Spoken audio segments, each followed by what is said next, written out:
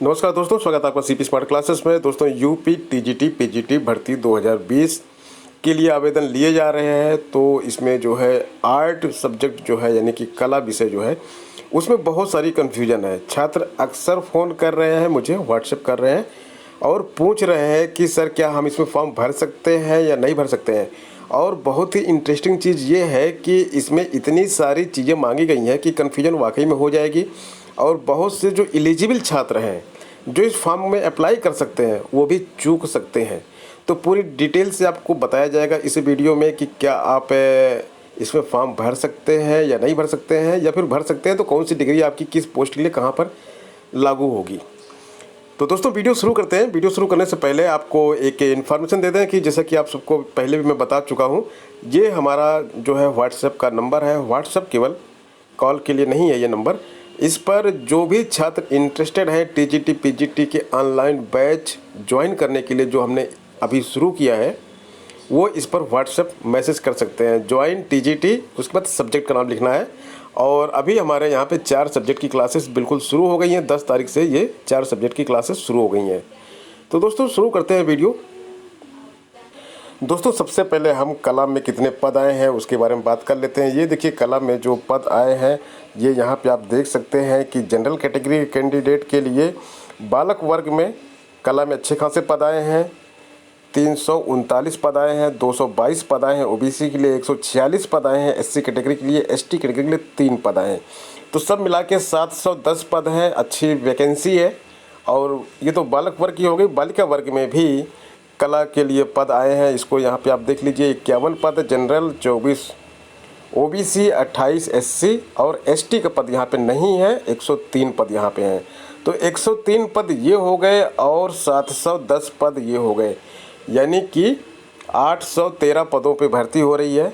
तो आपको अपनी क्वालिफ़िकेशन के बारे में मालूम होना चाहिए कि आप यहाँ पे अप्लाई कर सकते हैं कि नहीं। अब बात करते हैं क्वालिफ़िकेशन की। ये देखिए, इसी विज्ञापन में लिखा हुआ है कला विषय है। कला के लिए क्वालिफ़िकेशन क्या लिखा हुआ है यहाँ पे देखिए।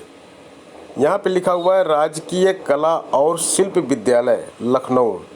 ये लखनऊ में है। आर्ट मास्टर ट्रेनिंग सर्टिफिकेट, जो पहले ड्राइंग टीचर सर्टिफिकेट कहलाता था, ये आपके पास होना चाहिए। लखनऊ में जो राजकीय कला और शिल्प विद्यालय है वहाँ से आपके पास आर्ट मास्टर ट्रेनिंग सर्टिफिकेट होना चाहिए था।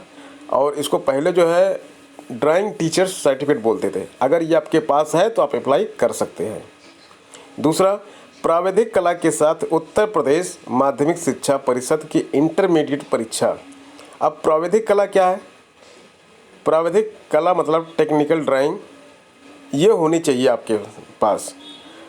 और इंटरमीडिएट में बहुत से जो महिला कैंडिडेट हैं वो डिजाइन ड्राइंग में उन्होंने किया है। उनकी मार्कशीट पे डिजाइन ड्राइंग लिखा हुआ है, तो वो यहाँ पे इनवैलिड हैं।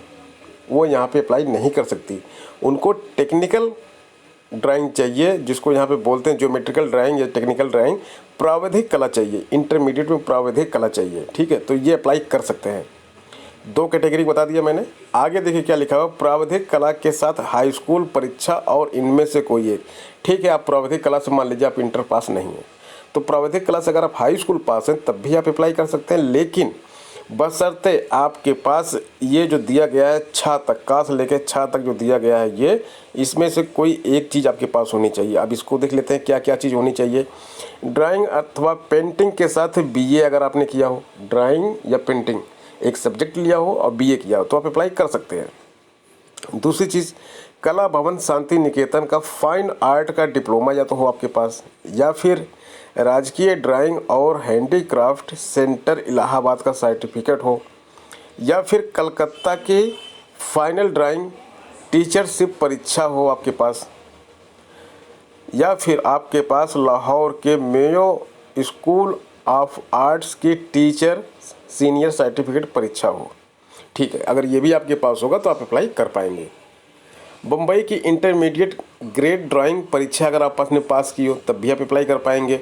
बम्बई के 3rd ग्रेड आर्ट्स स्कूल परीक्षा अगर आपने पास की हो तब भी आप अप्लाई कर पाएंगे। अब ज़रा ध्यान से सुनिएगा, ध्यान दीजिएगा। यहाँ पे 3 चीज़ें।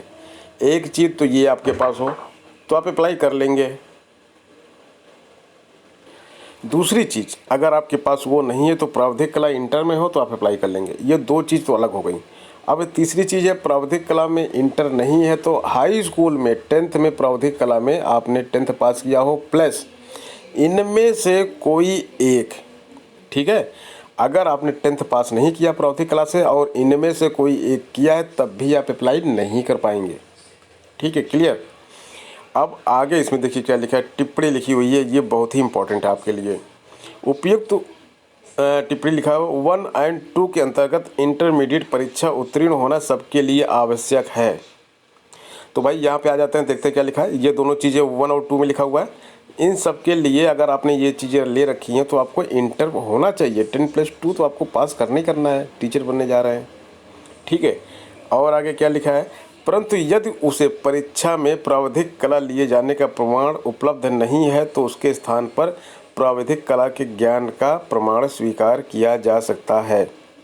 यहाँ देखिए, प्रावधिक कला का आपके पास प्रमाण नहीं, आप इंटर प्रावधिक कला से पास नहीं है, तो प्रावधिक कला का प्रमाण अगर आपके पास कोई सर्टिफिकेट है वो इस केस में लागू होगा यहाँ पर, तो वो भी आपका फॉर्म स्वीकार हो जाएगा। प्रावधिक कला का कुछ ना कुछ आपके पास होना चाहिए।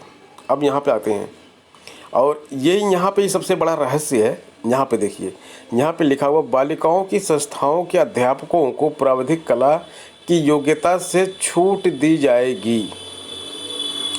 इसका क्या मतलब निकाला जाए भाई, बालिकाओं की संस्थाओं, बालिकाओं की जितनी संस्थाएं हैं, यानी कि बालिका वर्ग में जब आप अप्लाई करेंगी, बालिका वर्ग में कौन अप्लाई करेगा, केवल महिलाएं और गर्ल्स करेंगी, तो उनको प्रावधिक कला की योग्यता से छूट दी जाएगी। यानी कि प्रावधिक कला की योग्यता आपके पास नहीं है तब भी आप अप्लाई कर सकती हैं। तो कौन अप्लाई करेगा, 10+2 जो पास है, जो इंटरमीडिएट पास है।